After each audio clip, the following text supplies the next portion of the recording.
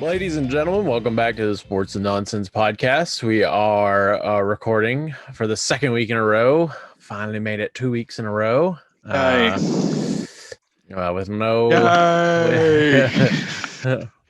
with also no outages or whatever. So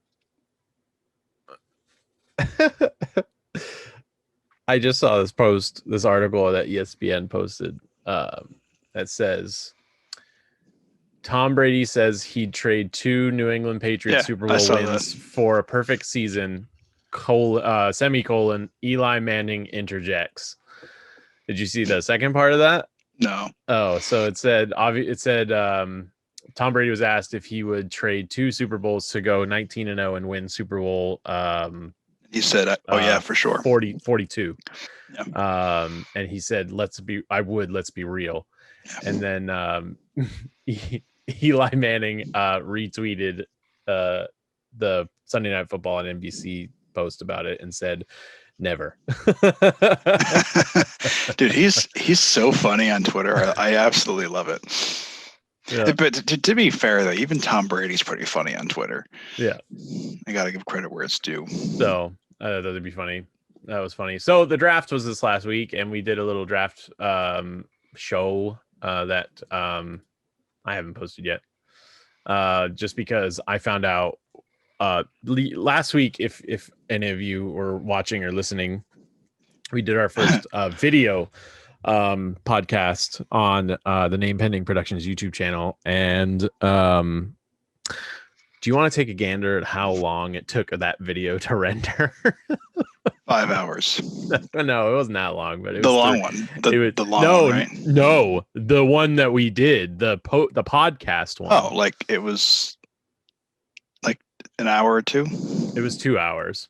Yeah, it was 2 hours. I thought you meant the live draft. No, that one's got to be like that one. I haven't session. even, but that's why I haven't even tried to render that one yet, because I was just gonna be like, it's gonna. You have to do it now because I spent 2 hours with you instead of my wife. I know. But plus you have to watch. Plus you have to watch me entertain the masses while you went to the bathroom. Yeah. So, I'm gonna get that done this week. Probably before this one renders, just because it's going to take so. Leave it on overnight. Put it on overnight. Yeah, that's what I did the last one, because I put it on and I was like, oh, it shouldn't take too long to render. It only takes the MP3 to render like 5 minutes, so the video is not going to take that long to render. No, it takes so much longer. Oh yeah, it takes a while. So I figured we'd give draft grades for the teams that we. I'm glad you said that, because I got a draft grade for every team and I wrote it down. So I was gonna be really upset if you didn't ask for draft grades. You actually did a full draft grade for every team? I did one for each day. Oh. I'm just gonna ask and an overall grade, but I'll just ask for the overall grade. Fine. Just most of my work is going on the train. Because whatever. I don't know if we have that kind of time. Whatever. But yeah, so I mean, we can go down the list of who's the best and who's the worst. Let's see. Oh, that's not okay. So you're not going to ask me for the individual team grade. You're just going to ask me for the. Yeah. No, I'll ask you for each team. Oh, okay. I almost just left the podcast. This list. Okay, so I'll just go to. All right, let's just do this. So we'll go alphabetical order then. If that's how you have your list set up. I don't know how you have your list set up, but we'll go alphabetical. It is alphabetical. Oh, well, good. You mean alphabetical by the city name, not the team name? Yes. Okay, yeah, I have Arizona first. All right, good. Yeah, Arizona's first then. So what did you give Arizona for a grade? A B. A B. Yep. Oh, okay. A strong B. It's a capital B. Yeah. Almost a B plus. I don't know, man. Day 3 kind of threw me off, but I gave him a strong B. It would have been an A or B plus, but I ultimately went with B compared to the other grades I gave other teams. Day 2 was second round and third round, right? Yes. Okay, so day 1 they went O-line, or not O No, line, they went outside they went linebacker. Excuse yeah me. they went Zayvon Collins. And then day 2 they went wide receiver, and that's all they had for day 1, day 2. So day 3 they went cornerback, defensive end, cornerback, safety, center. So that's a B for the Cardinals. It's a good B. Let's go then to Atlanta. It's an A plus for me. A plus. Wow. Yeah, had a great draft. Only because of they ended up picking the tight end and not a quarterback. Well, Pitts is a huge athlete. And then Darren Hall, I liked, was a good pick. He was their 4th pick. I think he was pick 100 and something. 108. Oh, close. That was a good pick. He's an athletic. He's a pretty good corner. Definitely worth 108th, early 4th, right? Yeah, so it would be definitely worth the selection, I think, anyway. But I like Hall. I mean, they had a good draft. They Kyle Pitts, by himself would be an A plus. But and they got whatchamacallit, I think they got a guard in there too, right? Somewhere. One of the kids is a guard. They did not. They got an offensive tackle, Jalen Mayfield, 3rd round. Oh, I thought he was a guard. Either way, they bolster the line, and Matt Ryan's time is coming up, but I give him an A plus. Cool. So I think we didn't get Kyle Pitts on the board, and Matt Ryan is serviceable. You got to take Kyle Pitts. So then we go to the Baltimore Ravens. Hang on, I'm reviewing who they drafted. They give them an A as well. A. Yep. They got 2 first-round picks. Yeah, that helps. And no second round. 2 late first-round picks, but that was that Penn State kid I was talking about. Oduafe Oweh. Yeah, I was talking to you about him at the draft night. Mm-hmm. Good guy, good pick. I would have liked to have seen them. So it's funny, they got Rashad Bateman. I think I would have liked to have seen the Ole Miss guy go there, but a receiver's a receiver nonetheless, and that'll maybe help Lamar. But I don't know. We'll see. They got a couple linebackers, and some. I think they got a few pass catchers. They got at least 2 receivers, I think. Buffalo I had a hard time with, but because that first pick kind of threw me off, the Gregory Rousseau pick. I'm not too sold on him, but they had a pretty decent draft. I gave him a B plus.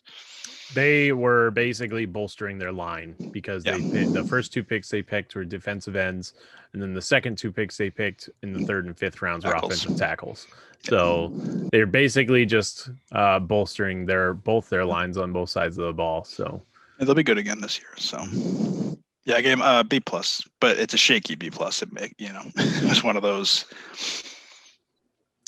Carolina. So, I gave them a B.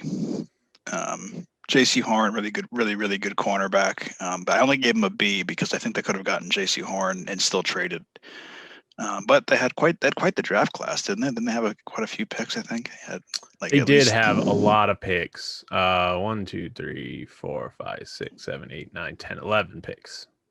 11 picks. Hang on, I'm looking at the names, trying to remember. Horn, Terrence Marshall, wide receiver, Brady Christensen, offensive tackle. I'm gonna say B plus because of Tommy Tremble. He's a good tight end. I think he'll work out down there for him pretty well. They also picked a wide receiver or a running back up. Not sure why. I mean, Christian McCaffrey gets hurt a lot, I guess. But they got a long snapper too. That guy got a great after college job. Then we go to the Bears. The Bears. You mean the Bears that traded with my team? That very same Bears? Well, I need them to suck, but I gave them an A because they really, really needed a quarterback, and they got them some protection while they were there, and a running back and a receiver. So I hope they stink because of the draft really picks, need to bolster up a defense because their defense is already pretty good, but they didn't have any picks in the 3rd. They didn't have any picks between 39 and 151. So a lot of picks.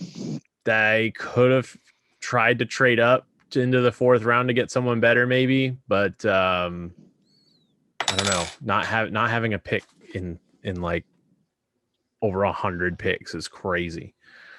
It looks like they were one of the teams that had the least amount of picks this season or this draft. It didn't help. They traded their 5th round pick to us too. Remember? 4th. No, next year's 4th. But they give the Giants a 5th for this year. Well, then they didn't have a 3rd or a 4th round pick this year at all because they didn't. There's nothing here for 3rd or 4th round. Yep. But they got. But anyway, I gave them the A because of Fields, and they got the 2 linemen, which is obviously a big need for them. So we go to the Bengals. B-. They added some linemen. Jackson Carman, particularly, will probably be a starter for them, and obviously Jamar Chase, a good pick. But you had the 1st overall pick last year, and you picked a quarterback, and you didn't pick Sewell or Slater when they're both staring at you. So it's a B- for me. It looks like they were also one of the first teams to take a kicker. Evan McPherson from Florida, who I just saw a TikTok of, and he spun the Gatorade bottle. The top of a Gatorade bottle off of a 40-yard kick. Yeah, do that in a game though. Right. In Cleveland. A. Cleveland A? Yeah, get an A. That Notre Dame linebacker was a good pick. They got him late. Good value for him. Mm-hmm. Greg Newsome, pretty decent corner for late 1st round. And again, it's kind of late. So he'll be good on the outside for a while. And the defense is looking good, man. I gotta be real there. Oh yeah.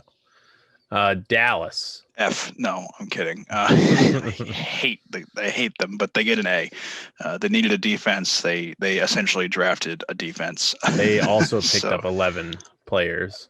Yeah, they got Micah Parsons, and they still got a corner pretty early. They did end up getting 3 offensive players in the draft, but all their other picks, all eight other picks were defense. So, yeah, I guess I can't stand Dallas, but a good draft for them. I mean, especially for what they needed. They needed a defense. They couldn't stop me and you. You're giving these grades higher than this one that I have up. Oh, well, good thing I don't work there then, huh? Denver. B.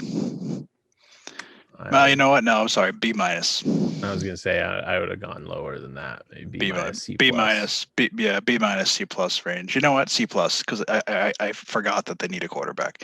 And now if they get Aaron Rodgers, then A+. But yeah, B, C+ for now. Patrick Surtain was there at 9. I don't, for the life of me, know why they wouldn't go quarterback there. But I mean, both Carolina and Denver needed a quarterback at 8. But Denver needs one more than Carolina. Yes. I think, but and you don't take one when you've got 2 left on the board, good ones, or at least trade. I mean, Christ, you can't tell me that the Bears weren't calling Denver by that point. The 9th pick, the Bears were calling. Mm-hmm. The Bears, yeah, C+. Right. Then we got Detroit. B or B- in that range. Penei Sewell, good pick, lasted all the way to 7. I'm kind of surprised. I figured he'd go to the Bengals before him, but they had 6 picks in the first 4 rounds and then didn't pick it again until the 7th round, 257, and then that's it. That's all their draft was. But they got some defenders. Again, mostly defenders. Again, they needed a defense, but Penei Sewell was there at 7. You have to take him. You got a pretty solid potential All-Pro lineman there. You got to take him. Especially when you just got a shiny new quarterback from Los too Angeles. Bad they couldn't have got when Stafford was Yeah, I know. So I always feel these teams like trade away like a quarterback, and then like the Jets, like, oh, they traded the quarterback, and then they decided to start drafting receivers. Yeah. Green Bay. Well, Aaron Rodgers isn't going to like this, but I give him a B+ or an A-. They've been pretty solid drafters, and regardless of what Aaron Rodgers wants to say, cornerback was a huge need for Green Bay. Yeah, but they haven't drafted a playmaking position player in the first round since 2002. Yeah, you know what? But you know what though? Rodgers is such a diva. Like, you got Devontae Adams, man. He's one of the best receivers in the league. What are you looking for? Just get over it, man. Get over Can't yourself. only throw to him though. Yeah, you're right. You can't. But this is Aaron Rodgers. He still was MVP. Like, he's a diva. He's just like, I liked him for a long time, but more and more, the more he opens his mouth, the more I just think he's overrated. Wow, Houston, 5 picks. Terrible draft. D. Yeah. D. Wow, that's not what Kuiper gave him. Man, Lowest, what a disaster for Houston. D or D plus. no, but like, no picks in the first 2 rounds. Yeah, what a terrible time to be a Houston Texan fan. They have the first round pick next year for sure, but the first overall pick next year, I think. But and they got a quarterback, but I don't think that's their quarterback. So they got some offensive guys in there and a couple of defensive guys, and obviously, I had day 2 and 3 as better days than day 1, but that, day 1 for them anyway. Day 1 for them would have been day 2. Yeah. And then day 3 was day 2 for them. I wonder if did anyone show up like for the first day for them?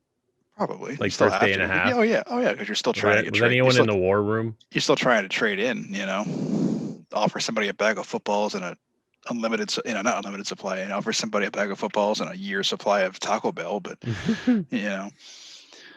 Indianapolis. Oh, Indy. I initially was going to give them an A, but I ended up giving them a B plus B. Just kind of all over the place with them. 2 defensive ends of the first 2 picks. Yeah, didn't pick up an offensive lineman until the 7th round. You can never have. You have a quarterback. You can never have too many pass rushers, but yeah, you have a quarterback who likes to break himself. Yeah, that's what I was going to say. You just got Carson Wentz, who has an injury history, and I understand they didn't pick till late first, like 20 something, but like,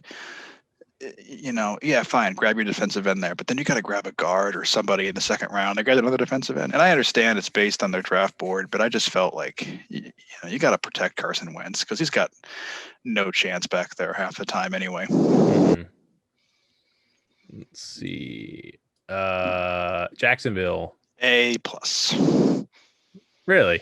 A plus. Trevor Lawrence, obviously, and no doubt, they got him running back. They got him a tackle, and then they got him a receiver and a tight end. Obviously, those are late picks, but still. Yeah, the tight end that they needed didn't get taken until the 5th round. So, but they got a new coach who essentially drafted his own guys, which is always good. And they had what, like 8 or 9 picks? He drafted one of his own guys. No, I mean, like, these are all his guys now. So Luke Farrell, tight end, Ohio State. That's an Urban Meyer guy. They had 9 picks, which is that's a pretty good pickup for your first draft. Kansas City, B. They got 6 picks. Yeah, they got a center and they got a guard, but and they got the rest of them were all defenders. But I just I know they moved. They got tight end too, and a wide receiver. Whatever. They had 6 picks. 4 of them were offense. Yeah, whatever. I know that they moved down. They traded, for Orlando Browns. They didn't have a first round pick. Mm-hmm. They had 2 picks in the 2nd round. 4th. But I don't know. It's easy for me to sit here on Monday morning quarterback a team that wasn't the Super Bowl. But I don't know. The best pick there was the defensive end they got out of Florida State, which he was a 4th round pick, I think, in terms of what they could use, and for value. He was their 4th, 144th overall, their 3rd pick of the draft. Las Vegas. I gave him a C- or a D. Listen, man, the Raiders do everything except win. Like, they're one of those teams, like, you never know what they're going to do. And that's why I say the Raiders do everything except for win games. They took 3 different safeties. Yeah. That's crazy. I just saw that just now. 3 safeties and a cornerback. Like, what? Yeah. Can you take a different position? Yeah. I mean, you needed an offensive lineman. You got one in the 1st round, and Alex Leatherwood. Bit of a reach, but you could have went with someone better. There was a better offensive lineman, I think, from Alabama that sitting there too. But yeah, three safeties in 3 rounds, like Jesus. Like I said, man, the Raiders do anything but win. The Chargers, they get an A, as they should. Good draft. Great draft. Rashawn Slater, great pick, made it all the way to 13. All thanks to my team. But great pick. Slater can play tackle or guard, and they got some defense to help out the fact that their offense and Justin Herbert needs a little bit of help, and he got a young quarterback. But they also got him a shiny new toy as well. I got a receiver, running back, and a tight end. So yep, got a couple offensive linemen to help keep your quarterback safe, and you got him some new weapons, and you got some defenders on the other side of the ball. So that's a good overall draft for them. The Rams, B. Yeah, I just no one. I mean, they got obviously some good talent, but they've traded their first round picks. I think the rest of their franchise existence, right? They don't have any more forever. Yeah. But we'll see what happens. Nothing stood out to me, so I just gave them a B because they had a decent amount of picks for a team that keeps trading picks away. 3 wide receivers, a running back, a couple of defensive linemen. They definitely got Matt Stafford some weapons, and the Rams' window is right now. If they don't win the Super Bowl in the next 2 years, it's shut for a long time. Oh yeah, it's not looking good over there for that team. The other team looks a lot better. Miami, A or A minus. Good draft. Jalen Waddle, great receiver. Jalen Phillips, great edge rusher. I had him and Aziz, not going to try it, as my top 2. Rousseau was a close third, but got Jalen Phillips, I think, middle of first round. It was my second first round pick. 18th overall. They got Notre Dame tackle. Notre Dame just seems to be an offensive lineman factory. So they got some protection for Tua and got some signing new weapons for Tua that he's familiar with as well. Yeah, Jalen Waddle and a local boy from up in New Hampshire ways in Hunter Long, who played Boston College tight end. He played at Exeter High School. Right, but his college was Boston College. I know, but it's local. I'm not from here. Local to me. I'm not from here. Local to me would be, Connecticut. Well, I don't know any Connecticut people that got drafted this year. I don't know if any did. Minnesota. They were tough, but ultimately I gave them a B plus. They got some offensive tackle, one who I thought was better than the one the Raiders took. So we'll see what happens there.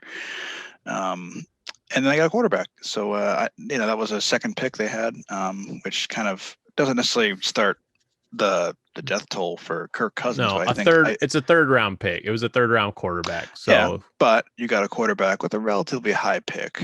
I'm not saying he's Kirk Cousins' replacement, but what I'm saying is that they may look at him as a potential successor. There have been other good third round quarterbacks in the league, like Russell Wilson. And Dak Prescott was a 4th round quarterback. Was he? I thought he was 3rd too. Maybe. New England. So that was a toss up for me between A minus and a B plus. You got your quarterback. You needed a quarterback. You got a quarterback. It's kind of. I forgot who said to me once. He said he's like, I needed a hat, found a hat, liked a hat, and bought a hat. That's basically what happened. You needed a quarterback, found a quarterback, got the quarterback. And you got some defenders. Not that your defense ever horrible. I would have liked to have seen a receiver, but I don't know. They did pick a receiver. Yeah, but like a higher pick. But you needed Mac Jones. Julian Edelman was drafted in the 7th round. Yeah, well, I don't think Trey Nixon sounds like Julian Edelman. He played for the greatest school of all time. What are you talking about? Oh, that's right, UCF, right? I think I said Mac Jones just reminds me a lot of Tom Brady in terms of the just the way he seems to play football. So I think if he has the ability, Belichick might be back to the way. The only person that wasn't happy about taking Mac Jones at 15 was Bill Belichick. Like, I'm sure everyone else was happy about it. Yeah. Because then right after that, Belichick went and picked up 2 defensive players. Well, he needed a quarterback. It's even he can deny all but he wants. Cam Newton is not the answer over there. But Cam Newton's going to start game one for sure. But he is a guy who does not put a lot of effort into the quarterback position, like other teams would. Other teams will say the quarterback is the most important person on the field. Well, you got a quarterback for cheap. Yeah. A couple of things about the Patriots picks is they went Alabama at 1-2, and then they went Oklahoma 3 and 4. No, it was Michigan, Missouri. Missouri. Yeah. I thought it was Michigan, Missouri.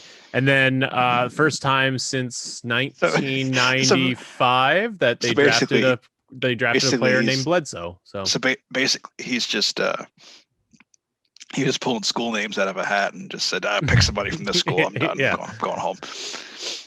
New Orleans. B-, C+. Nothing sticks up. What do you say? Oof. Well, they need a wide receiver, and they picked one at what else they need? 7th round. You know what else a quarterback? A quarterback. And they didn't get one until, I think, the 4th round. Yeah. So good. You got defensive end. They got 2 quarterbacks. Well, they got their defensive end, in the first round, but it's great. I don't think Drew Brees is coming back. So. Yeah, but they got their quarterbacks. They got 30 for 30 Jameis Winston and the Taysom Hill. Well, I was trying to think of his nickname because it's he's like what's that on baseball players are a versatile player, the versatile player of Taysom Hill because he can just play any position he wants. He plays football. That's what his position is, football. Yeah. The Giants. Give him an A-. That draft, as you were witnessing, a lot of muted mics and a lot of cameras turned off. But watched film on the receiver they got. In a way, this was gonna be for me a B+, A- until I watched film, and then they got Aziz Ojulari, whatever the hell his name is. Ojulari. Yeah, they got him, and they traded back to get him. So they got some more assets. Aaron Robinson's a super physical corner. Mm-hmm. Obviously, I know a lot more about these picks than most other picks, but the top 3 specifically, I really like, especially the 2nd round pick. That was a great pick for value. I loved it. 1st round pick, like I said, I didn't know anything about the guy until I watched film. But watched film on him. He's pretty good. Pretty good. And they got Bears' 1st round pick next year, which obviously impacted my grades. Mel Kiper is so dumb. Jets. B+ in that range. Their day 3 kind of threw me off, but Zach Wilson's a good pick for them, and they got a guard. And everything was looking great with Elijah Moore and even Michael Carter. And then I said, as the day went on day 3, I was kind of like, okay. They got 3 safeties too. Yeah, so that kind of threw me off. And 2 cornerbacks. Yeah, and they kind of dragged down their grade. If day 3 had gone better, it would have been a B+, or B+ or an A-. But ultimately, I think that 1-2 punch of Zach Wilson, Elijah Vera Tucker within the first 14 picks is it's like they blew all the wind out of their sails like right away. They were just blew their load within the first 3 seconds. Like, okay, let's all go home, and just they forgot to come back. Philly. Those sons of bitches. A. Mm-hmm. They needed a receiver bad, so they got Devontae Smith and jumped the Giants for him. Yep. Provided that he stays healthy and that his size is in fact not a problem, then he'll work out great for them. And they got a lineman to protect what's his name, Hurts. And Jalen Hurts and Devontae Smith are familiar with each other, so that's helpful too. So is their center. Because Philly also went Bama 1 and 2 with Devontae Smith and Landon Dickerson. Oh, that's right. So Landon Dickerson will be snapping the ball to probably play guard. I'm pretty sure because they have a center. Yeah, I think they got Kelsey playing center, don't they? Mm-hmm. I figured that Jalen Hurts would have been more comfortable with his college. It's not at the center. Jalen Hurts. Huh? It's not at the Jalen Hurts. No. Did you see the reaction in the draft room when they drafted the kid in the 3rd round? Milton Williams. Yeah. And that guy was like the only guy in the room was like really upset about it. Was it the owner? That's their GM. Oh. The GM was the one that was happy, and everybody else was kind of like, yeah, whatever. And then the guy that was pissed, like visibly pissed, was the director, the senior director of player personnel. Oh. But man, I just remember seeing the old guy was just like, he just looked at him like, are you serious? And then he like gave him the most aggressive fist bump. And he was just like, what's wrong? Kid, I feel bad for the kid, man, because he's seen it. Like you got a guy in the organization who didn't want you. Pittsburgh. They were tough, but I gave them a B or a B plus. They got Najee Harris, I think, great running back.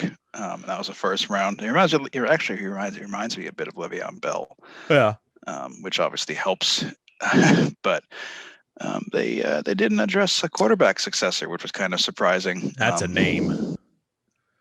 Isaiah with two milk. H's. Louder milk. Yeah. Isaiah with two H's. Yeah. Isaiah louder milk. Yeah, I'm surprised they didn't draft a quarterback either. Just because you kind of need one. Like, he's not gonna last. Yeah, long. He's just about done. San Francisco. B plus. They got their quarterback, they got a guard for him, and then they got a running back. Now, had they traded Garoppolo and got more picks, probably would have given him an A or an A plus, but they did not. They drafted 2 guards, 2 running backs, 2 cornerbacks, and a safety and a quarterback. So they were going 2s of everything, except for 2s all over the place. 2 outs, 2 on, here an inning number 2. Yeah. Heard that one a few thousand times this year already. Seattle, which this is the team who had the least amount of picks in the draft, actually. Yeah, they had 3 picks, right? They had 3 picks. Yeah, so they just get a C by default. Second round, 4th round, 6th round. So they skipped all the odd rounds. They don't like being in the odd rounds, I guess. Yeah, they got a receiver, which I guess is nice, but they didn't get alignment until late, and Russell Wilson ain't exactly standing up straight anymore, so... Tampa Bay. Oh God, they were a tough one too. I think I gave him an A minus for what's his name, the linebacker they got. Joe Tryon. Yeah, he's a good scheme fit for them. Mm-hmm. And they got their quarterback for the future, second overall pick, the last pick of the second round, Kyle Trask. Kyle Trask stays in state. We all know what happened the last time they picked a quarterback that stayed in state. So, yeah. What happened? Jameis Winston. I know. He stole some crab legs. Yeah. From Publix. Tennessee. They're gonna be. Because oh my gosh. Oh, that's damn. I was thinking Ryan Fitzpatrick was on Tennessee, but he's on Washington. No, the first round because they picked up a wide receiver, Fitzpatrick, and I was really hoping to hear Fitzpatrick to Fitzpatrick. Caleb Farley has an injury history. So that's why they get a B. It's a pretty risky thing to spend a first round pick on. Couple wide receivers, a couple of cornerbacks, some linemen on both sides of the ball. Nothing mediocre. Average. Mediocre. And Washington. A B or B. Okay, stick with a B. Mm-hmm.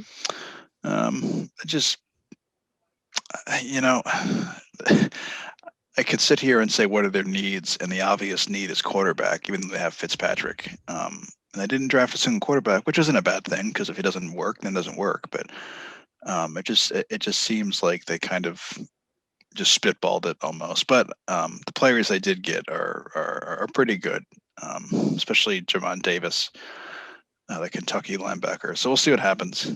They're good. They were a good team, but I really think that they were one quarterback away from being an actual good team. I mean, again, they didn't pick until 19, I don't think, but they definitely had the draft capital to trade. I was kind of surprised to not see them trade up for a quarterback, but oh well. Well, that ends the draft grades for this 2021 NFL draft, and What's your overall take for it? Well, a lot of teams got better, and the Raiders stayed the same. A lot of teams got better, and one team just kind of didn't do anything. That was weird, man. The Raiders would do anything but win a game. Some other stuff going around. Aaron Rodgers' situation is still kind of up in the air. What do you think the Packers should do with Aaron Rodgers right now? Trade him. Yeah. It's just he's a diva. He's a diva. You know, I feel like we do this every offseason. Mm-hmm. You know, like every offseason we hit a point where Aaron Rodgers says, I don't want to play for the Packers anymore. And then he ends up being the MVP. So I'm just so tired of it, man. He's such a diva. I want him to retire. I'm just tired of listening to him, but he won't. Who's the best fit for Aaron Rodgers? New England. Okay. And then, so who do you think has the best capital to actually get Aaron Rodgers? Denver. And what would you give up for him? For Aaron Rodgers? Yeah. 37. I'll give you a first and then some other stuff. So I've got again, if I'm Denver, I'll give you Drew Lock, a first round pick, and then maybe like next year's, maybe like not next year, but the year after is like a conditional second or third, depending on playoff position. I got 7 trade offers that ESPN has come up with for 7 different teams. And you tell me which one's the best. Also, the other thing with Aaron Rodgers is, I heard this, is if Aaron Rodgers decides to just hold out and just not play and just retire early, he owes the Packers $22 million. Yeah, happened to Calvin Johnson too. He only owed $1 million. Yeah, but he owed the money. That's what I mean. I know. Like But if I was unhappy and I made all this money over my career, I would write a check for $1 million and be like, okay, here you go. I'm not writing a check for $22 million. Yeah. So like I said, man, I used to like Aaron Rodgers, and he's a great quarterback. I can't stand him anymore. He's just every week it's like a new issue with him. Mm-hmm. So, teams that can't make a Rodgers trade, I guess, are the Cowboys, Falcons, Bucks, Seahawks, Rams. Are all there because they're all committed to their veteran quarterback. The Cardinals and 49ers have their quarterback of the future. The Panthers probably aren't close enough to contention to justify trading multiple first rounders. The Eagles can't afford them, and the Packers won't send him to the Saints because they'll just give him another MVP quarterback. The Chiefs aren't trading Patrick Mahomes, so they're off the board. The Jags and Jets are rebuilding with their first round passers, so they're off the board. The Bengals have a first round pick from last year. It says the Patriots probably took themselves out of the quarterback market after drafting Mac Jones. The Chargers feel great about Justin Herbert, and the Bills have thrilled to have Josh Allen. Yep. I still think he'd be a good fit for New England, but yeah. The Steelers would love to add Rodgers, but they don't have the cap space to swap Roethlisberger and eat his dead money. Indy just acquired Carson Wentz, and the Texans are the last thing the Texans are in a position to do is trade away a bunch of draft picks, and the Packers couldn't make a Deshaun Watson trade with the sexual assault charges and everything. So the teams that are left at number 7 is the Tennessee Titans. The Tennessee Titans will receive Rodgers and the 2023 fourth round pick, and the Packers will receive Ryan Tannehill, a 2022 first and a 2023 first.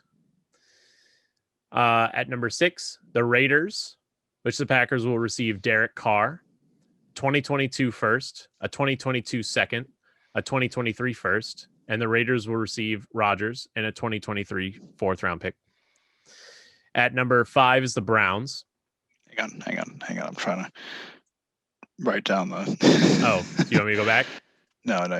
I'm writing down the ones that speak to me. I'm not writing down the individuals. You can always repeat it back to me if I ask. The Browns, the Packers will receive a 2022 first, a 2023 first, Baker Mayfield, and David Njoku. And the Browns would receive Rodgers and cornerback Josh Jackson. Corner or quarter? Cornerback. Okay. Josh Jackson. the Giants. The Packers would receive the 2022 first round pick, the 2022 first round pick from the Bears, a 2023 first round pick, which is conditional, and wide receiver Darius Slayton. And the Giants would receive Rodgers. The conditional pick for that is if both the first round picks of the Bears and Giants land in the top 5 in 2022, the Giants do not owe a conditional pick in 2023. If both the first round picks from the Bears and Giants land in the top 10 in 2022, or if one of the 2 picks lands in the top 5, the Giants send their 2023 third round pick. If only one of the first 2 rounders lands in the top 10 in 2022, the Giants would send their 2023 second round pick. And then if neither of the first 2 rounders land in the top 10, the Giants would send their 2023 first round pick. It's a lot of rules. It's a lot. The Miami Dolphins are number 3. The Packers would receive the 2022 first round pick from the Niners. The 2023 first round pick, better of the Dolphins or the Niners, so whichever one is better. The 2023 fifth round pick from the Dolphins, a 2022 first round pick from the Steelers, and the Steelers would receive quarterback Tua Tagovailoa from the Dolphins, and the Dolphins would get Rodgers and a 2023 fourth round pick from the Packers. That's a lot. A lot of rules too. Number 2 is Washington. Washington would receive Aaron Rodgers, and the Packers would receive a 2022 first, a 2022 second, a 2023 first, a 2023 second, Ryan Fitzpatrick, and defensive tackle Matt Ioannidis. And finally, the place where I'm pretty sure he's going to land anyway, if he ends up getting traded, is the Broncos. The Broncos would receive Aaron Rodgers and cornerback Eric Stokes. So the cornerback that they just traded, or they just drafted, the Packers, obviously Aaron Rodgers isn't happy about it. So he's coming along with Rodgers to Denver. And the Packers would receive the 2022 first round pick, a 2023 first round pick, cornerback Patrick Surtain, who just got drafted. The draft and first round wide picks. receiver Tim Patrick, and quarterback Drew Lock. So there's a lot of, that would be like, if any of these happened, it's a massive, even if he gets traded, it's a massive trade, and it's going to take a lot, even if he is 37 years old. So my top 3 there would be Denver, Giants, Washington. However, I don't think the Giants or Washington are willing to trade that much.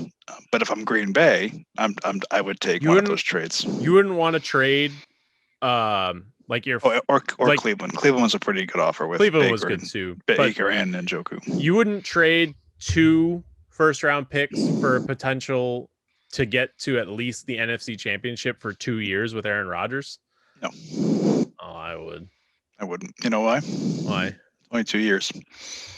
Yeah. So I only get 2 years out of him, and he's a diva. So if I don't do what he wants, what's going to happen next year? What's going to happen next year when I don't have my first round pick and he wants off the team again? With this Giants trade, you're not trading Daniel Jones. So Daniel Jones is still your guy of the future. It's just he's going to be understudy for Aaron Rodgers for 2 years. Aaron Rodgers doesn't seem like the type to want to teach. He doesn't seem like the mentor type. Like I said, I think any team should do their due diligence and explore a trade option. Any team should explore it for Aaron Rodgers. But I think a few of those teams, while the trade offers are good, if I was Green Bay, I would take them. The team offering probably wouldn't give up that much. And I don't think Hill's going to get traded to a NFC team if he's going to get traded. They're not going to give up to an NFC team, which only 2 of them are on there. So try not to. Yeah. I still think if he goes anywhere, it'll be Denver. Yeah, I think so too. I don't see why he like they wouldn't trade him. Like just get it over with.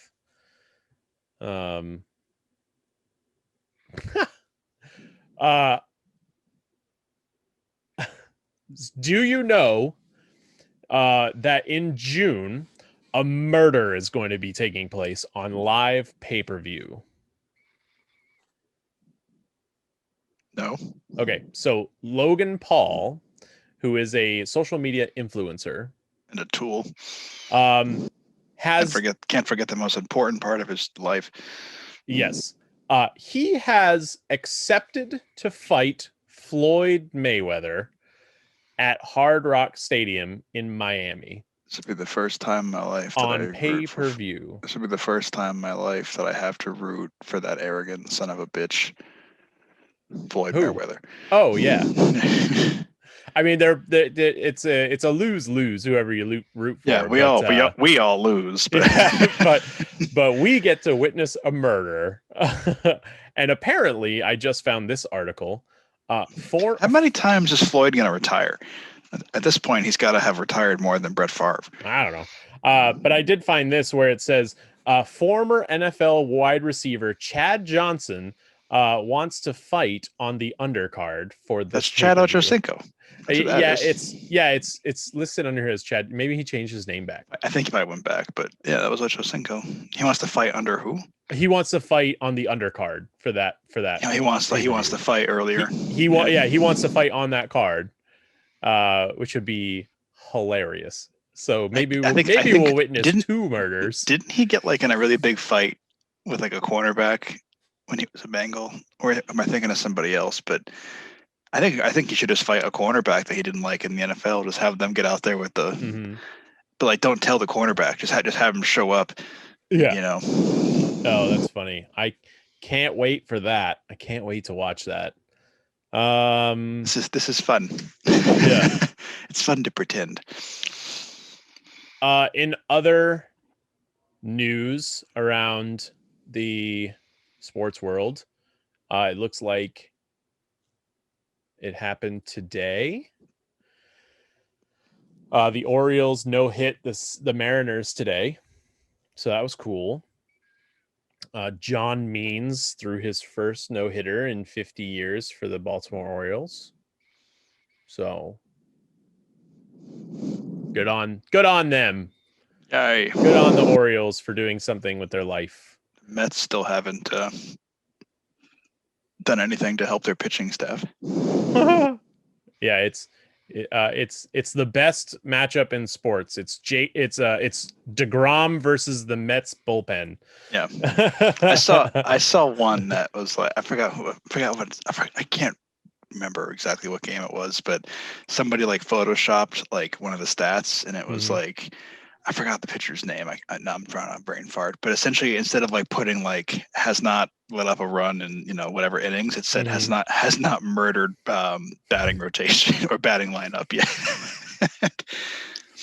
I was like, oh, that poor guy. So anytime the Houston Astros are going to a stadium, it looks like people are bringing inflatable trash cans because this is like the first time that fans are actually. Yeah, I was going to say they couldn't do it last year, so they're going to get it this year. Yep. So I guess people brought it to Yankee Stadium. I saw somebody posted a meme that was like, I'm pretty sure COVID was just manufactured by Houston, so they wouldn't have fans in the stadium. That's funny. And then, so we're in the last week of the NHL regular season, which is exciting. Let's see, standings. There they are. So all four teams in the East have clinched a playoff berth. There are still three teams in the Northern Conference, which is the Canadian Conference. Yep.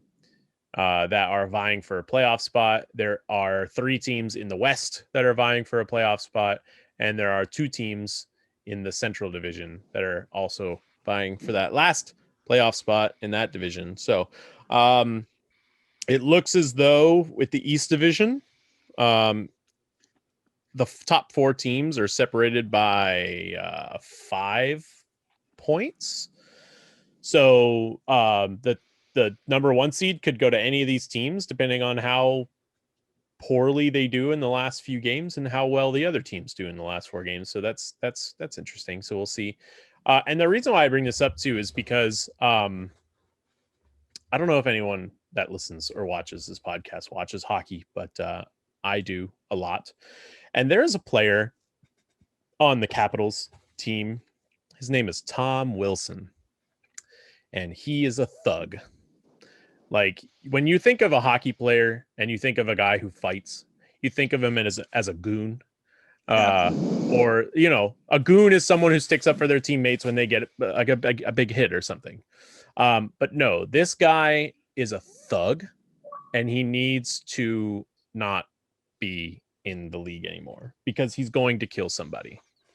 Like, he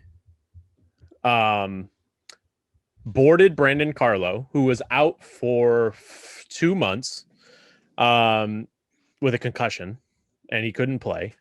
And then yesterday he takes a guy's head and he grabs him by the back of the head and he slams his face into the ice.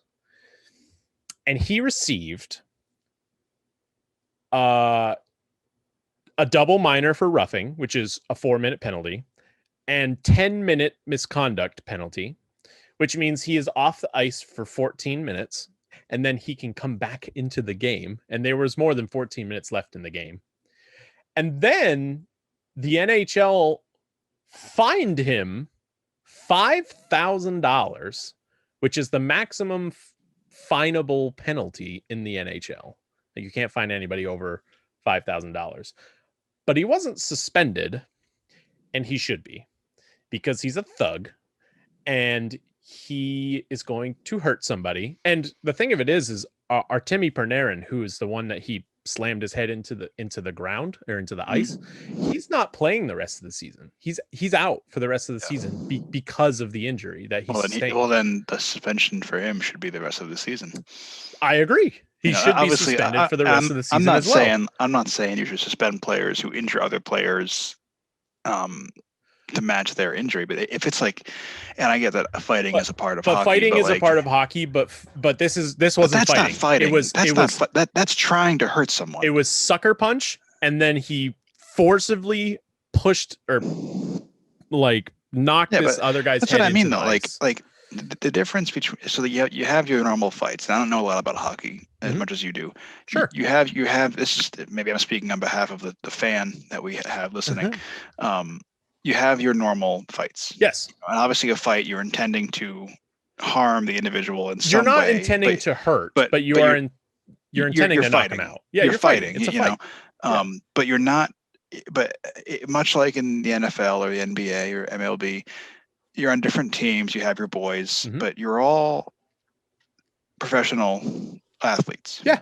And is it the unwritten rule between all athletes is you don't intentionally try and harm another athlete. So yeah, I would suspend him for the rest of the season, if not longer. And if you watch, like if you go on YouTube and you watch some of his hits, go and watch some of his hits. Go look up Tom Wilson hits. Only if Joe Buck's the commentator. You will see. Yeah, you will see. The way that he goes to hit somebody it looks like it's with the intent to injure, or it's not a hockey hit. Yeah, a lot of his hits are not a hockey hit. He's doing it with intended violence. Yeah. And then the one that he just did, he's laying on top of another guy. He sucker punches him in the face. Like, you think back to let's go back to the NFL for a second, because that's my shtick. Cool. You got guys like Brian Dawkins or Ray Lewis, guys who, like, if I just say their name, you're going to associate it with, like, those guys would cut you in half, but they never, except for Ray Lewis that one time. You're not going to bring up the most obvious one? Lawrence Taylor breaking Joe Theismann's leg in half, but Vontez Perfect. No, that guy's a thug.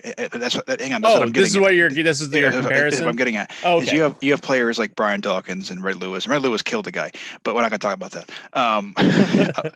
Like, you had these athletes who were some of the hardest hitting players of their generation. Sean Taylor, before he died, and like those guys would hit so hard it would injure people. Obviously, and even you knew. Like, you could just tell, like, they're not trying to hurt anyone. They're just playing the game that they're a professional in. again, hockey's a different sport. Hockey, I think, is a much more physical sport than football by a lot. I think it's also a harder sport. By a good margin. It's as well. harder, but it's not as physical. Like I think it's more physical. I think football's more physical in terms of like the actual contact, but I think hockey is more physical of a sport in general because there's a lot more. You have in football, you're not carrying a bat. Like you're not. And I know like hockey. I know hockey players are swinging it around like a bat, but you're not carrying a stick around swinging it like a bat. But like you're not. You don't have razor blades on your feet. You're not going as fast. But you're also not like pulling your skate off like Happy Gilmore and trying to cut somebody. Anyway, what I'm saying is what I'm getting at is like Vontaze Burfict is a thug. That man tries to hurt people and he shouldn't play football.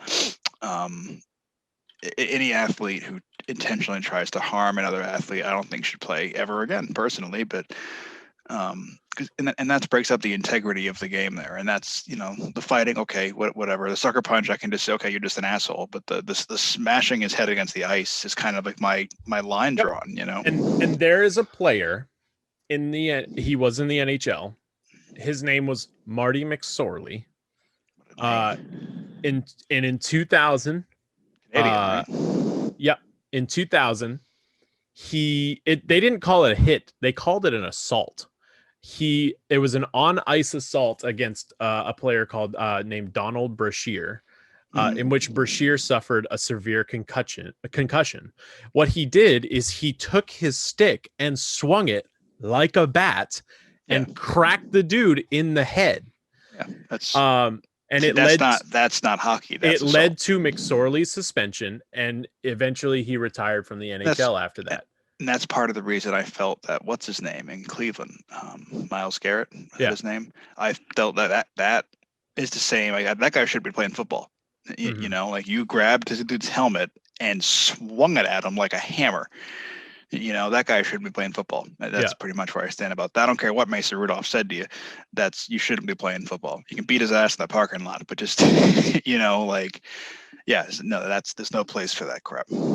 Yeah. It's, it was unfortunately when he played, I think he played for the Bruins. So it's like, it's an unfortunate, it was my team that he was, he was playing on. And unfortunately, it's one of those things similar to if you know of like the old school Terry O'Reilly, Phil Esposito, when the Bruins went up into the stands and started beating up a bunch of fans. It's one of those like stains on the organization. Yeah, because that happened. That really happened. Like Terry O'Reilly and Phil Esposito went up into the stands and started beating up fans because they were like so aggravated about everything that was going on. But yeah, he was he played for the Bruins, and then Donald Brashear played for the Canucks, and he swung his stick and hit him in the head with like 5 seconds left in the game, and the dude like fell back so hard that he hit his head on the ice, and suffered a grade 3 concussion. So major concussion. Yeah. So he was actually charged with assault with a weapon in British Columbia because the game was in Vancouver. And he was sentenced to 18 months probation. So like, good. Like you should. That's not a hockey play. It's not part of the game that I know and I love to watch. And the same thing is going on right now with Tom Wilson, because Tom Wilson also has a history of this same type of stuff. So like he has a reputable like list of Vontaze Burfict of stuff that you're just like, can we do something other than fine him $5,000? So it's just crazy. And I guess some UFC fighter tweeted at the Rangers. He was like, "Hey, you want to sign me to a 1-day deal? I'll get on the ice tonight and take care of him for you." Like, so I was like, oh shit, damn. So, what's his name again? I'm sorry. Tom Wilson. Okay. Tom Wilson is the one that the one that I have issues with right now. Oh, Marty no. McSorley was the one that you should look up. You should look up All Marty right, I know. McSorley. I did already. That's where I got that he's Canadian, right? Because I had no Yeah. idea who he was. Marty McSorley is the one that you should look up that video, because that video is crazy, like the way that he swings his stick at him and stuff. But the other thing I want to talk about before we end off today is this was another talking point that we talked about before we started recording was movies we couldn't see in the theater because of the pandemic. I think you have HBO, right? Oh, you don't? Okay. Well, I'll let you borrow mine, because I watched today Tenet, which is the new Christopher Nolan movie. Oh, jeez. And if Christopher Nolan is making a movie, he's going to fuck your mind. Have you seen the TikToks with the guy that the Mad Libs? Yeah. We're gonna print money. So Christopher Nolan is going to mess with your head. And I have to watch the movie again because I watched it today and I was like, what? And it's a crazy thrill ride if you end up wanting to watch it, because it's actually really good, and it's got a really good plot to it and everything. And of course you've got what's his name? Michael Caine. Michael Caine's in it. Christopher Nolan's making it. Michael Caine's in it. Michael Caine's in it. You know. The only he didn't have any of his other cast members in it. Like, it was just Michael Caine. There was no Miranda. I wanted to say Miranda Cosgrove. That's not right. And then I wanted to say Miranda Lambert, and I know that's not right either. I can't remember her name. But she wasn't in it. There was no Scarecrow. I can't remember that guy's name either. From the Batman movies. Yeah, he's what's his name in 28 Days Later too. I just watched that. Yeah. I can picture him. So can everybody listening. Yeah. They know so he wasn't in it, and he was in Inception. He was in Inception? Yeah. He was the rich guy that they were trying to infiltrate his mind. He was he was okay. He was the target. Dreamer. He was the dreamer. Yeah, yep. That's right. And then there was no there was no Anne Hathaway, because Anne Hathaway's been in a couple of Christopher Nolan movies. And there was no Christian Bale, because Christian Bale's been in a bunch of Christopher Nolan movies. So yeah, I mean, it was only Michael Caine, and it was only for 5 minutes, but I was just like, gotta have him in there, so. But that's really good. And there's another movie on HBO that I have to watch that just got put on there. It's called New Mutants. Which is the X-Men kind of spin-off movie. Yeah. So I got to watch that too. 2.5 hours, man. That's a commitment. Tenet. Yeah. It's Christopher Nolan, man. It's long. Yeah. It's a long movies. Yeah. But it's good. If you watch the trailers and stuff from before, it has to deal with time being inverted. So stuff's going backwards in time at the same time that stuff is moving forwards in time. He loves that shit, man. You got to pay attention to it, because it gets crazy in the middle, and you're just and I was like, what? At the middle, I had to rewind it, because I was like, I didn't understand any of that. Imagine watching that in the movies. Hang on a second. Wait, we go back. Can we go back a minute? I need to. You leave the movie theater. I need to buy a ticket for Tenet. Didn't you just watch that? I have to watch it again because I missed some stuff. You go to the bathroom. You just buy a ticket on your way back, man. So that was. Is it like a movie that when you buy a ticket, they should also give you the second ticket for free? Because you're gonna need 2 viewings for this one. You know. Yep. So it's like they should have done with a missed opportunity for some people is to theaters to have Infinity Endgame on the same ticket. You just come in and you watch Infinity War, and then you go get a little come back and they did 30 that. minutes, Well, they did that for all of the Marvel movies. Yeah, but I mean just the two. Just the two, yeah. When Endgame came out, you know what I mean? Yeah, they should have done a double feature. Yeah. For movie theaters, but there was movie theaters that actually, I think it was an AMC that did the 23 movie timeline, which was. Yeah, I don't have that. Dude, even when I was single, I don't have that kind of patience. I'd be like, they did it for Star Wars too, didn't they? I still have that kind of. Listen, man. doesn't matter. At least 5 times in my life that I've watched the entire saga from start to finish in one sitting. And those days are slogs, man. Like I love I've only Star done Wars. that like twice. But, you mean Star Wars? Yeah, and but by the time you get to like episode, by the time you get to like episode 4 or 5, you're just like, I don't care anymore. And I love those movies. You know, like I've done it with Lord of the Rings like twice. I've done it with dude. But you're talking like. But at least again, Star Wars and Lord of the Rings, you got 3 movies and then you have 6 as opposed to 22 or 3. Like that's just for Marvel, yeah. I don't have the time for that, man. Well, Star Wars is not 6 anymore. It's now like 12. I know. So, but I don't acknowledge the. Is it 12? I don't even acknowledge the sequels 11? Anymore. It's 6 plus 3 plus the Rogue One and Han. You watch those whenever you feel. You watch those whenever you feel like. Oh, dude, the Solo movie sucked, but Rogue One was good. Rogue One was awesome. Rogue One was really good, but Rogue One, when people watch like the series for the first time, obviously I figure out what order is best for them. It's different for everybody. You should watch Rogue One first. What? Sam's looking at me like, what do you mean? You made her watch it a specific order. I didn't make her watch it. That's just the order that I knew she would be able to receive it best in. You know, it all depends on your awareness of some of the key twists. You know, like my son has no idea about the episode 5 twist, so he's watching it in order because he's little. But if he was older and watching it for the first time, he would watch it 4, 5, and 6, 1, 2, 3. But since he's little and doesn't and just doesn't have the comprehension abilities of an older child, you know, a smart kid. But again, I wouldn't expect him to eat. You're older or you're younger?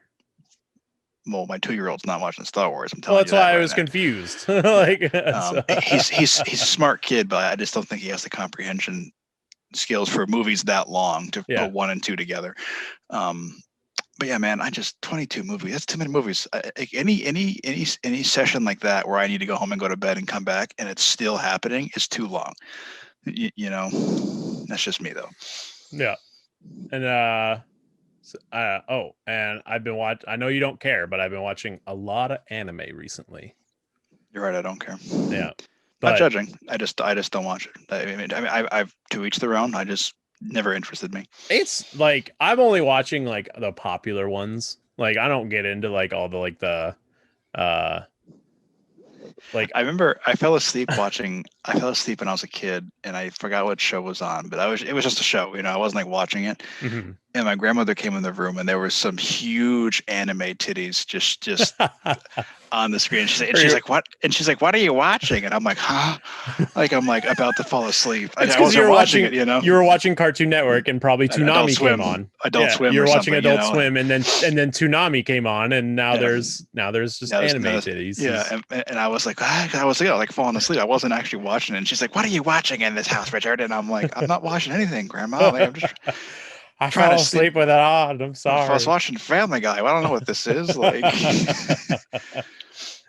but yeah, I finished Attack on Titan, which is really good. If you like, I've heard that's a good one. That's so here's the thing is if you like good stories and like if you like a good story and you like superheroes, you should watch My Hero Academia, because My Hero Academia is great because it's got a good story and it's all about superheroes.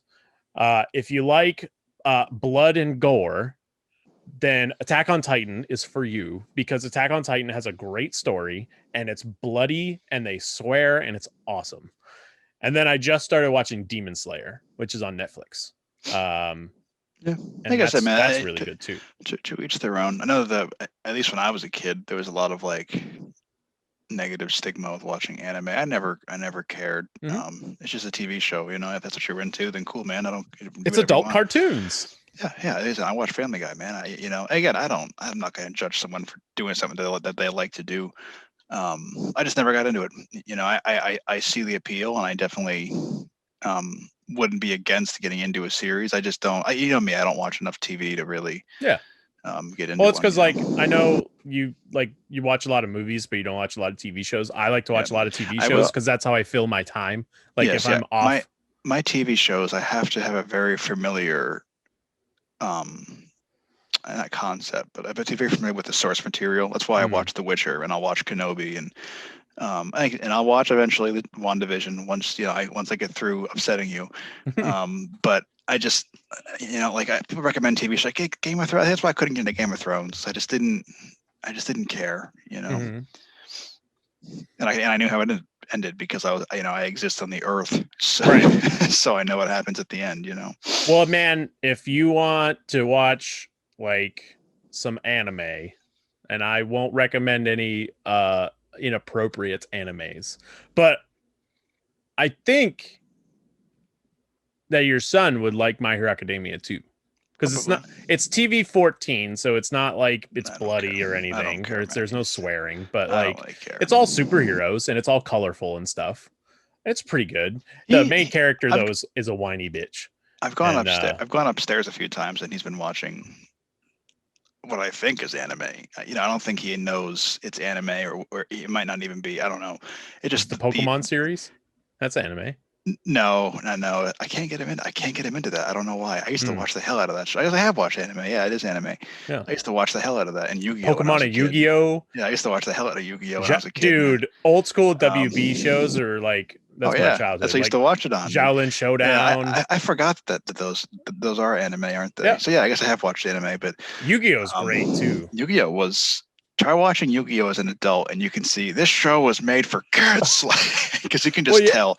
Yeah, there's actually a part in Yu-Gi-Oh where the old school anime, the old school show, when it was on TV, the guys had guns, and in the Japanese version, they still have guns, and in the show, in the American version, they're just doing this. Like they took the guns out, but you can still see. Like he's got his finger on the trigger, and you can still see the outline of him holding a gun, but there's no gun. I remember, so it's like, wait, what? Where the guns go? So, ironically, Yu-Gi-Oh's on Netflix, and I threw a few episodes on once while I was in bed, just like I used to watch the show. Yeah.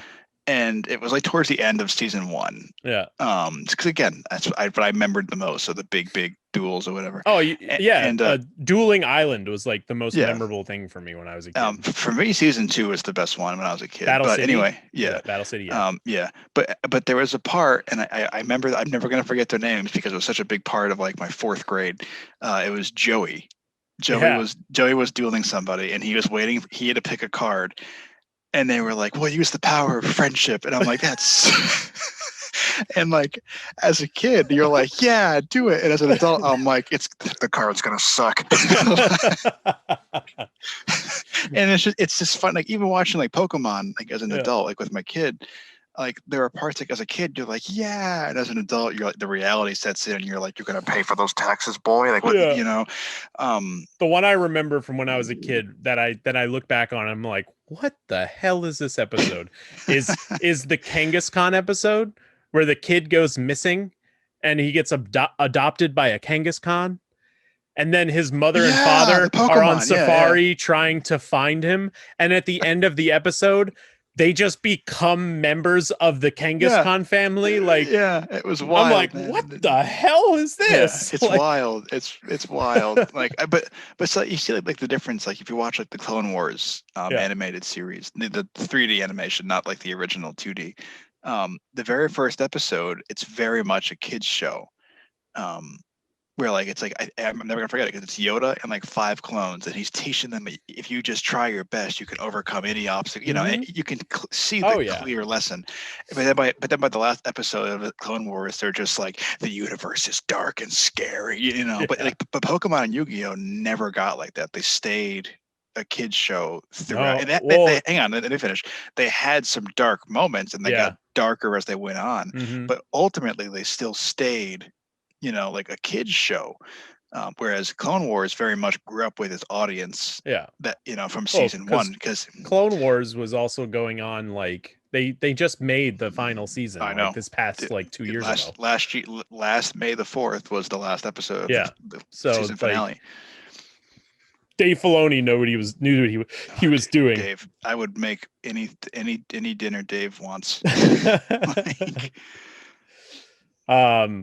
But yeah, like there's still parts of like Yu-Gi-Oh never really got to me like that, but there's still parts of Pokemon where it's just like you feel for the characters and there's just like it gets a little too overwhelming and you're just movie, like, oh, when a Pokemon when Ash yeah. turns to stone, man. If you were Mhm. listen YouTube audience, if you were a kid and you didn't cry during that movie, you should get off the You don't planet. have a soul. You're not human. You are the you are the Antichrist. We know who it is now. Yeah. So it's just I only point out the YouTube audience because I pointed right to the camera when I said it. You do know you probably watched another anime that actually was similar. When you said Clone Wars, it popped into my head, and that was Samurai Jack. Not enough to say I watched it. No, I love Samurai Jack. Yeah. Like, and that was because I say old school Clone Wars because the old school Clone Wars was the same. Samurai Jack was on Toonami when Toonami was on a 5. Dragon Ball Z would come on and then Samurai Jack. And I didn't watch Samurai Jack because Samurai Jack came on while I was eating dinner. But Dragon Ball, I guess I watched Dragon Ball Z too. I watched Dragon Ball Z up until Z is good. I've heard. Until I haven't watched a lot of Dragon Ball. I want to say the 3rd or 4th season. I forgot who the villain name was, like Boo or something. He looked like Majin Boo. Yeah, that's when I stopped watching it. But yeah, I guess I did watch anime as a kid. I haven't watched anime since I was a kid though. It's been. If you want my Funimation login, you let me know, and I'll recommend some animes for you. Because dude, you watch the first episode of it. Like, there's a YouTuber, I don't know if you know him, Nick Merckx. Like he's the whole thing. He's like, he doesn't like anime and stuff, and like his buddies are just like, listen, we'll just watch one episode. And he goes, all right, fine. And he watched one episode of Attack on Titan and was like, yeah, this show's pretty good. Like, like, and don't get me wrong, a show can hook me, but that's kind of also why I'm so selective, because I know, like when The Witcher came out, I watched it. Netflix, I think Netflix didn't release it like weekly. Netflix released it, I think, all at once. Yeah, Netflix releases their shows all at the same time. Not always. Sometimes they'll release it like weekly. Like never seen Netflix do that. No, I have. It's a pain in the ass. That's why. Like all the Marvel shows that ever come out, they've always released it at the same time, and I binge it in one day. No, I know for a fact a few of them come out like weekly or anyway. It's like, because I know that I'll do that. Like I said, when I watched The Witcher, I watched it in like 2 days. So I need to not. I have to watch it again. That. The Witcher. Yeah, because I did the same thing with that. I watched it in like a day, and I was like, "This is great." I watched it twice. Once by myself, and then I watched it again when Sam wanted to watch it because we played the games, and she got really into The Witcher. So maybe they'll do Mass Effect next. They're going to do Mass Effect. Oh, are they? Yeah. Well, we should wrap up this episode. We talked about a lot of stuff. A long time to render this one. It was only an hour and 20 minutes, same as last week. But yeah, so I wanted to thank our partner, Name Pending Productions, for helping us get this out to more people, so more people can enjoy what we have to say. If they enjoy it, then they enjoy it, and if they don't, then whatever. I'm still gonna do it. So but yeah, you can listen to Sports and Nonsense every week, hopefully now, on either Spotify, iTunes podcasts, and Castbox FM, and also on the Name Pending Productions YouTube channel via the video podcast. But if you have anything that you want us to talk about specifically, you can tweet us at Sports and Non-Pod, Sports and NONPOD. That's our Twitter handle. So you can follow us there and send us direct messages, and because it's pretty lonely in there. So got any final thoughts for today, sir? No, that's it. Oh, okay. Well, we'll see you guys next week, and hopefully we'll have more to talk about, considering that the NFL is kind of on hiatus until August. So all right, bye.